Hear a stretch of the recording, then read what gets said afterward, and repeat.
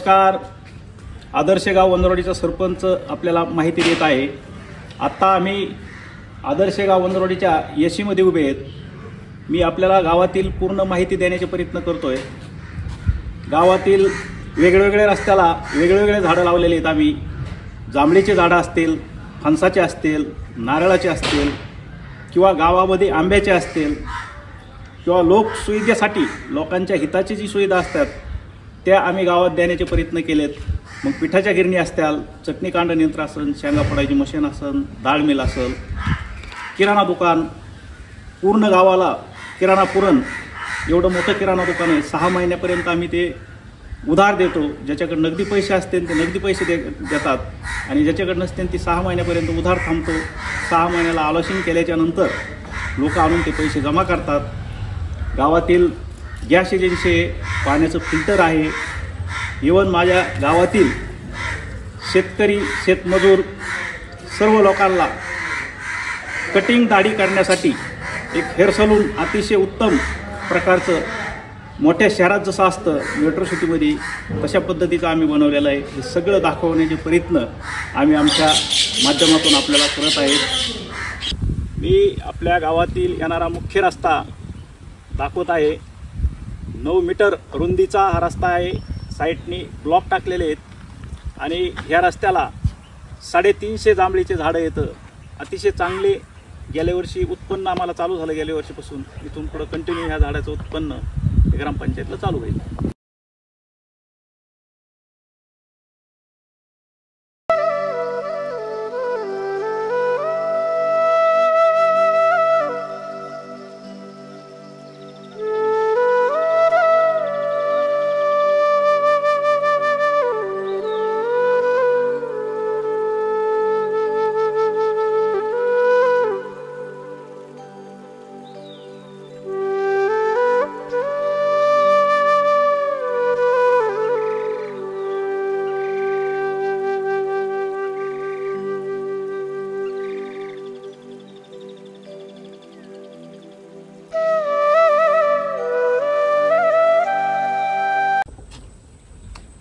मी गावातील येणारा हा 2 नंबरचा रस्ता आहे तो आपल्याला मी दाखवत आहे. ह्या रस्त्याला आपण फणसाचे झाडं लावलेले आहेत. फणसाचे झाडं लावून आता आपल्याला 5वं वर्ष आहे. हे फणस येतात छोटे, पण ते आपण आत्ता धरत नाहीत. अजून 2 वर्षांनी फळं धरणार आहेत. याचं पण अतिशय चांगलं उत्पन्न हे ग्रामपंचायतला होणार आहे.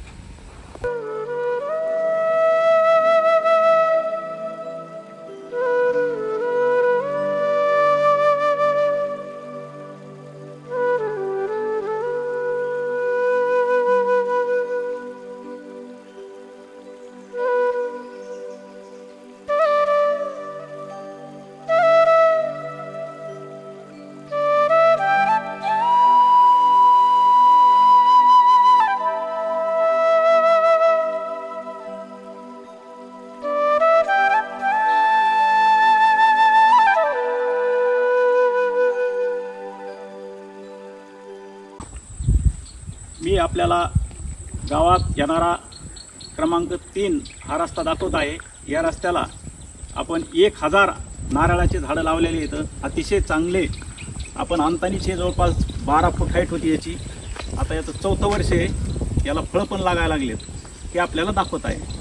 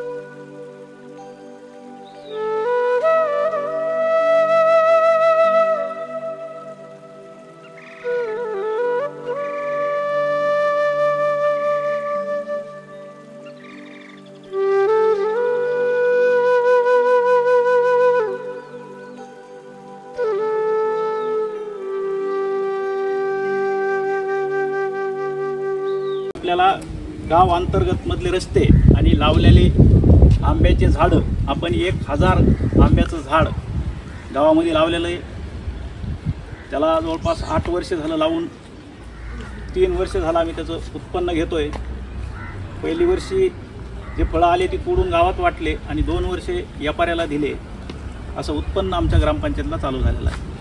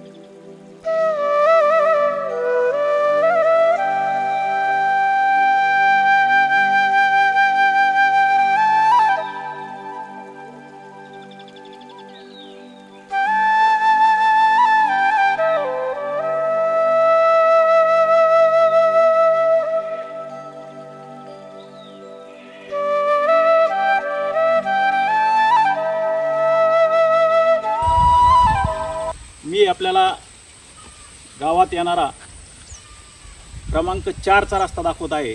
या रस्त्याला आपण याच वर्षी जूनमध्ये 1100 नारळाची झाडं लावलेली आहेत. हा रस्ता एकूण 4 किलोमीटर आहे. दोन्ही साईडनी म्हणलं तर 8 किलोमीटर आपण नारळाचे झाडं लावलेत.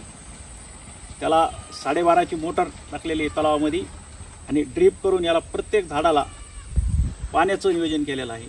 अतिशय चांगले झाडं सट झालेत. 2 ते 3 वर्षांनी त्याला फळ लागणार आहे अशी परिस्थिती आहे.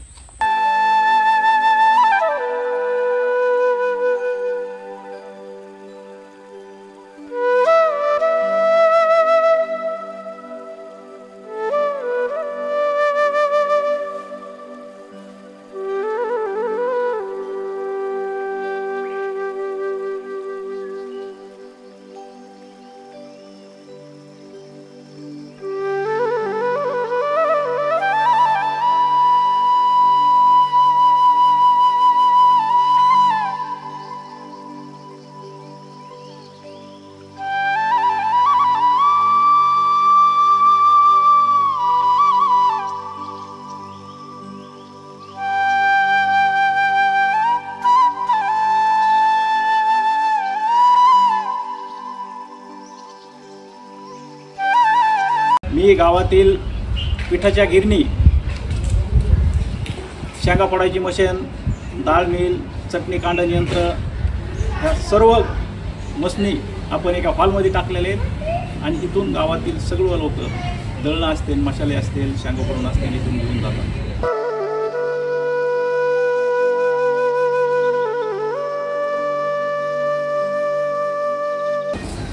हे गावातील हेअर सलून आहे.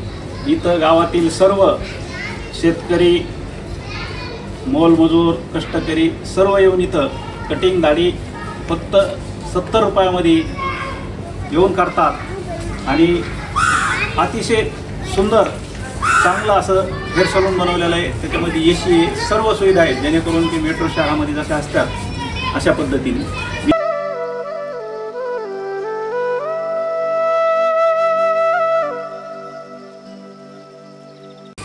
मी आपल्याला गावातील सर्व लोकांच्या सुविधेसाठी जे ग्रामपंचायतने किराणा दुकान चालू केलेलं आहे ते आपल्याला समोर दाखवत आहे.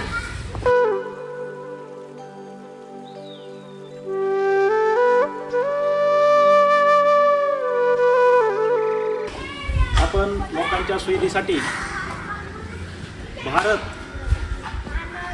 आणि HP या दोन्ही डीलरकडून ग्रामपंचायतनी सब डीलरशिप घेतलेली आहे आणि गावातील सर्व लोकांना गॅसच्या टाक्या इथून आपण सप्लाय करतो.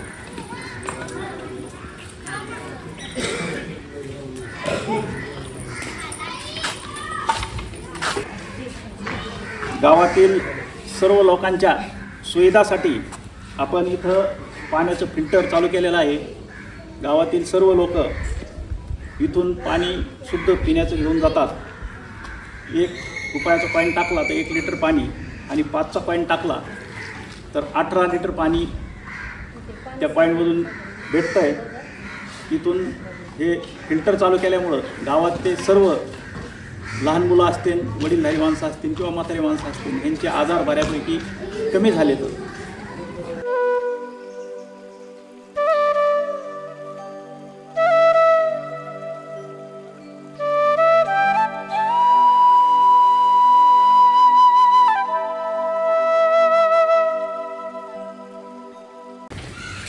माझ्या पाठीमागे जे आपल्याला मंदिर दिसतंय ते श्री संत भगवान बाबा विठ्ठल रुक्माई आणि तुकाराम महाराज यांचं मंदिर आहे।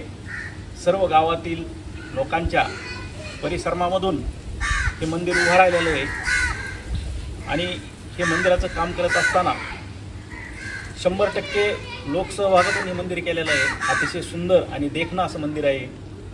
ते मंदिर मी आपल्याला दाखवत आहे।